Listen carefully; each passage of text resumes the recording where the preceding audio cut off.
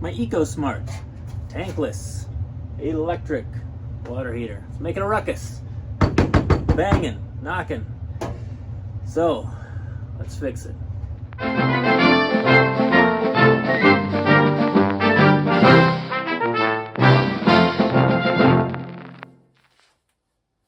All right, my issue with the water heater is it was banging on the house.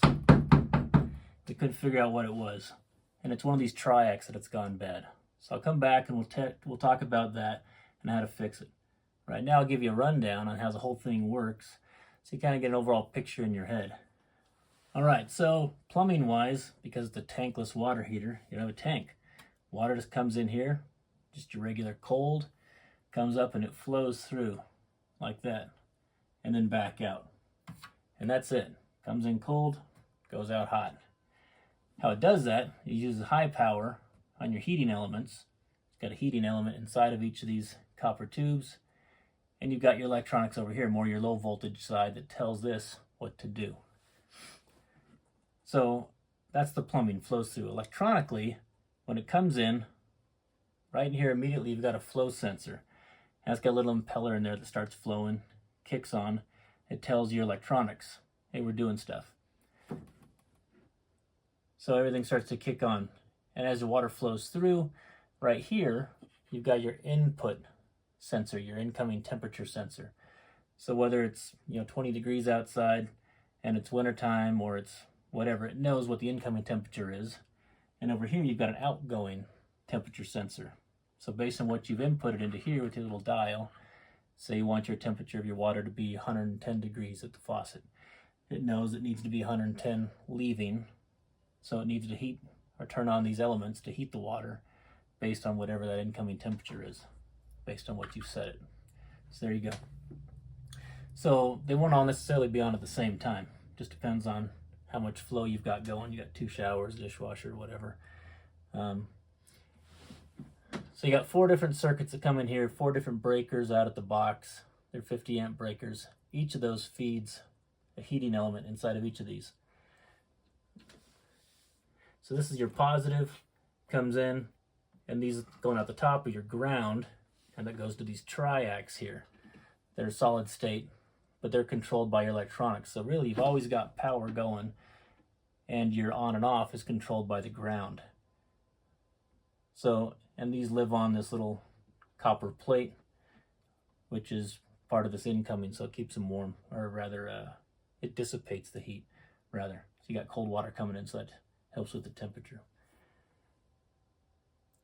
So over here, you got your small control wires that go to your board. That tells this, and you can see it comes under these fat wires. That tells it to ground out. And then you've got elements that pop on based on the need. That's generally it. So my particular issue was we would just be chilling in the house somewhere and we hear this. I mean, it would be banging in the house. Like, what in the world? And it took a little while to figure it out. You kind of narrow it down to this area. What's happening with the water? I pulled the cover off this, and everything looks the same, but I would just kind of touch these, and these are cold, and one is like stupid hot. I'm like, what in the world? Oh, what's happened, if you can picture now, the water comes in and it gets heated by these elements, and there's hardly any room around that element for the water. So any water passing over that's going to get hot super fast. That's the whole concept. But it's happening as the water's flowing, so it's never just staying there around the element. It's constantly flowing. But we would have, if you turn the water off, this flow meter tells us all this to kick off. You don't have any more power going anywhere. The issue was this triac has gone bad, which controls the ground, which turns off the heating element, and it wasn't turning off the heating element. It would be, as I recall, 30 seconds, a minute. For some reason, this would ground out again, turn this heating element back on when the water's not flowing, and then suddenly this gets super hot and the water's not going anywhere, so it's creating this pressure, and you get, and it starts banging. You hear it all through the house because this pressure's trying to go somewhere. So it's easy to narrow it down, like, oh, that's the one. And it was number 1 for us. It could have been another one, but you can figure out, all right, that one's hot. We haven't run the water for a minute. This should not be hot. Doesn't take a rocket scientist to figure that out. So as it came up here, I would just chase these grounds, and it came down, and this just goes to the first one. So literally I figured out it's this top one because that's where it goes. So it took a little while to figure out how all that worked. So I looked up these triacs. I had to figure out what that even was. That's solid state, controls the ground, yada yada. So I'm like, well, I'll just replace that. They don't make those anymore because they're, I don't know, they're antiquated, I guess. But what we have is our new and improved one from Mauser Electronics. I haven't actually ever opened this. So there it is. It's going to go right there. So we got to pull this one off, pull these wires off, solder them onto here, and we'll throw some more heat shrink at it. And hopefully we're back in business. I've got disconnected at the moment because this happened months ago, and I decided to run on 3 elements just to see if I could. So I moved some of the wires around. So the unit thinks that it's running 1, 2, and 3 based on where I've got the controls plugged in. But I moved some of it, so I'm actually running on 1, 3, and 4. I'm just bypassing number 2 right now, simply because the wire would reach. And then I just swapped these plugs up here. And the unit doesn't know any different, so it just thinks it's running on 3. And that's worked fine for a while, but time has come. I ordered the part, let's get it done. So we're gonna pull this off and get it replaced, swap the wires back into the correct orientation, and we'll see what happens. I probably should have brought some other tools, but I don't want to go back out to the garage. So I'm gonna use the Leatherman, see what we can get done with that.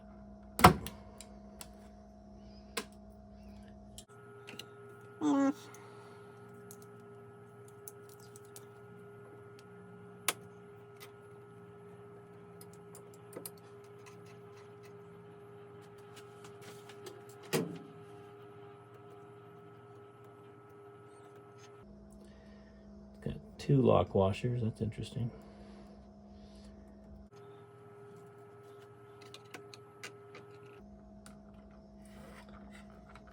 Has a little paste on the back side, which I don't have. But I found there's some on the back side back over here where they've dripped it. So I'll just use some of that.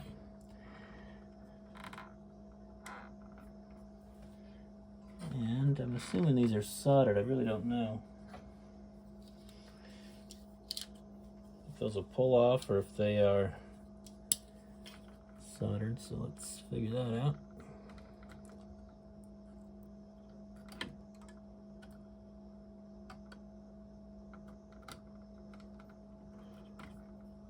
They all appear to be soldered. So there we go. You can kind of take a look at that. I think I will have an easier time soldering these wires if they're not down in here. So I'm going to try to pull this out.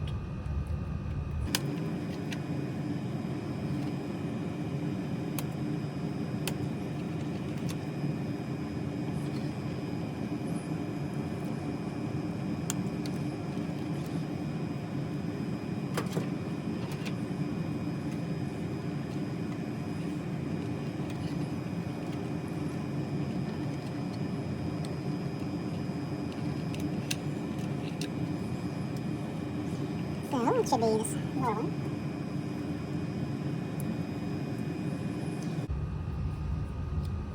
Doing a video for Leatherman here.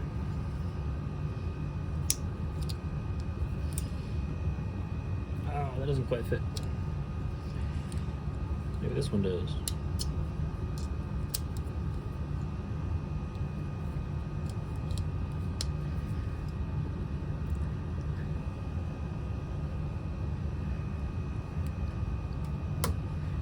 Bam.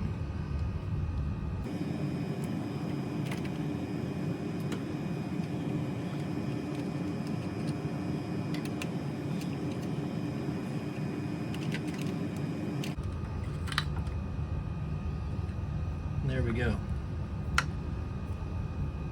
It's all just one little unit. So you can put this on a table or something, make it a little bit easier to solder those.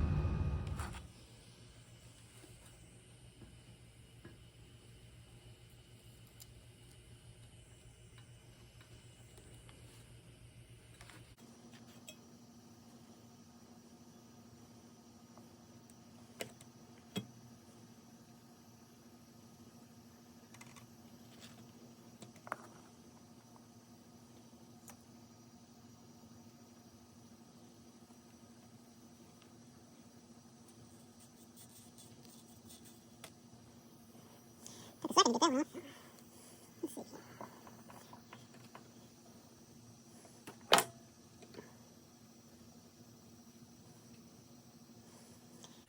Just put enough heat into here where it turns the solder back into a liquid. There it goes. All right, there's our old one and our new one.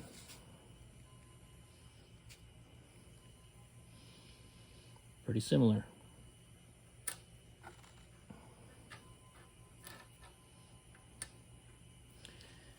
I'm going to put some solder on these to start with. I'll just hold my piece in place.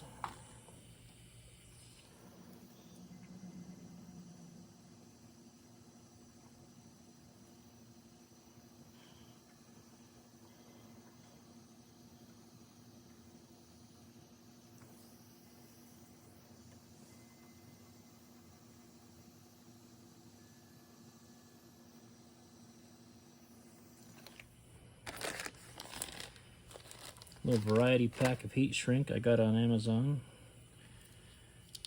Don't know how many years ago. Still doing the job.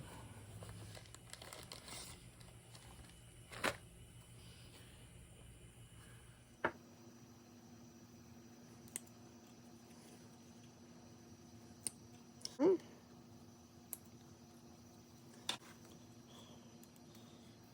pretty good on that. Slide it way up so. Let's see how that plays out.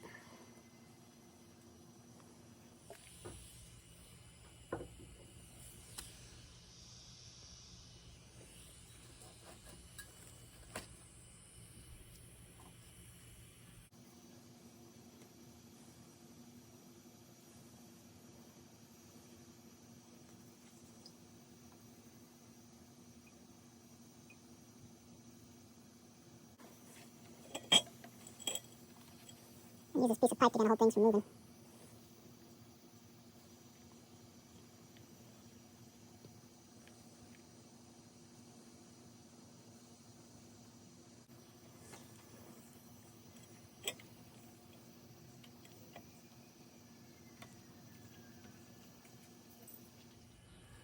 Well, I think that does it. There's our finished soldering job. Put some heat shrink on there. Put it back in. I'm trying to get the part numbers here where you can read them. Maybe. The one on the left is a 6HT96. On the right, which is the new one, is a 31T58. The number on the top on both of them is the same, which is a Q6040J7. And I'll put those part numbers and things in the description so you can order the new part if you like. All right, we've got our piece soldered all up. I'm gonna feed it through. See, like this.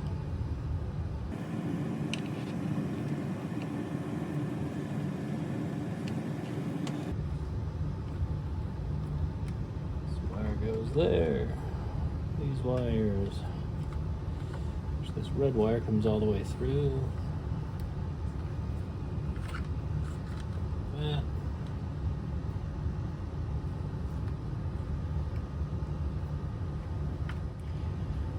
factory has it going behind, so I'm going to do it that way just because.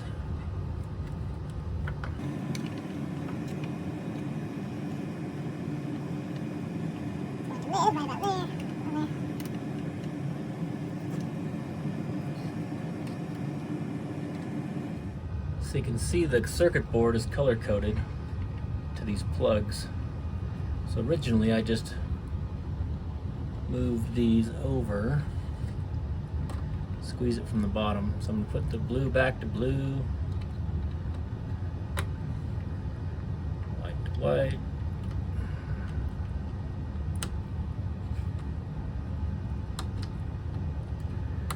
And that's what I was getting at earlier as far as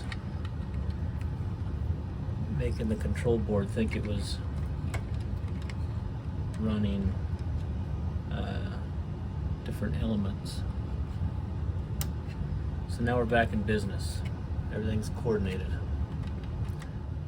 Now you can see the triac I just did. This is the ground for number 1. So I've been running the power for number 1 this whole time, but I grounded it through number 2.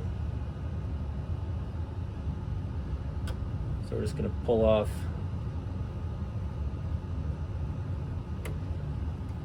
the ground wire for 2, move it back over to 2.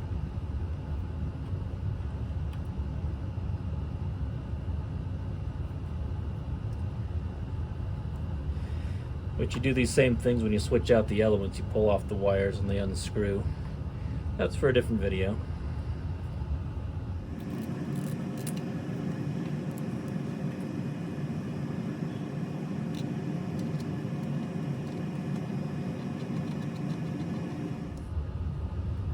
So now we've got 1 back to 1, 2 to 2. These ones didn't change. I only changed them over here. So everything's back in the stock orientation. The back side of the triac needs a little bit of electrical grease, which I said I didn't have, but I did find some.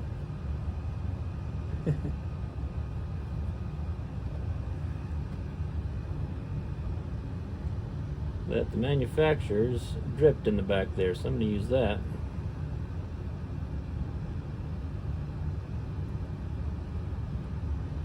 Your mileage might vary on that one.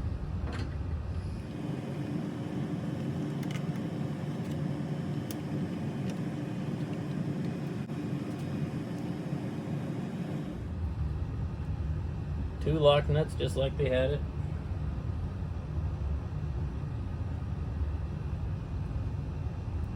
Lock washers rather, not lock nuts. And then the regular nut.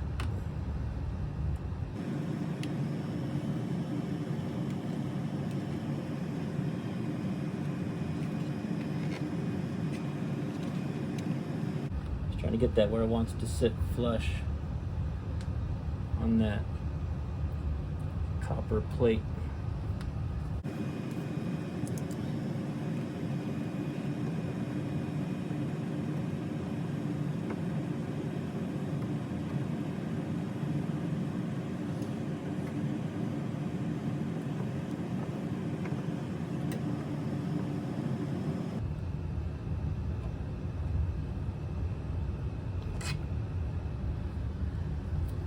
I think that does it. All the power's hooked back up. I've tightened that connection down. This is tightened down. These are tight. Replaced all these in the right orientation. Only thing left to do is turn it on. So I need to go up to the breaker box and flip on the breakers. This display should come on. Then we'll run water. Let's see what happens. Stand by.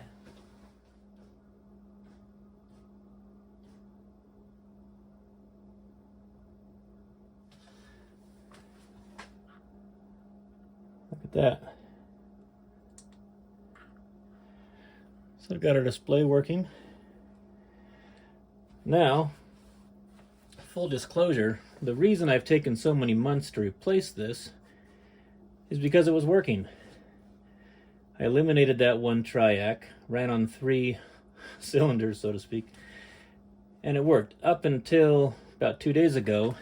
This started giving me grief. And it's got 6 years on it, so I don't know, I guess I'll give it some grace. But this is the impeller that turns everything on. So you've been looking at a guy that hasn't had a shower in 3 days because the freaking water heater was broken. I'm like, fine, we'll fix it. So this should have been here already. Amazon tells me it'll be here within the hour. I'll make a whole nother video for that. So if I turn this on and it doesn't work, that's because video number 2 is going to be a follow-up. But let's just see what happens.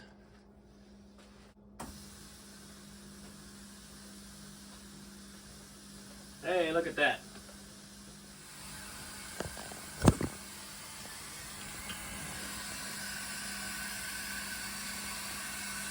You can hear the water running through it. And these are all, they're all getting hot, a little bit.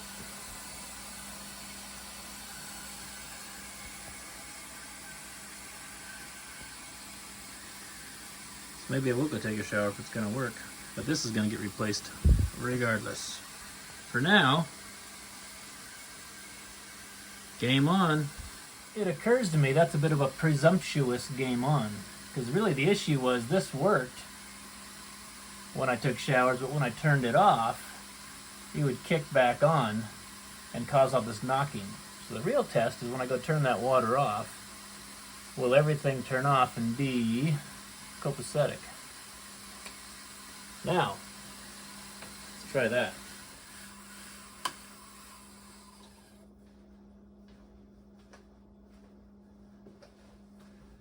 Water's off, heater's off. We're just gonna let this video run, I don't know, a couple of minutes. I'll put some lovely background music right here. A few moments later. Alright, we've had an elapsed time of 5 minutes since we turned everything off. Haven't had any banging, nothing's happened. Nothing's supposed to happen when you turn the water off. So we are gonna call it fixed. Catch you next time.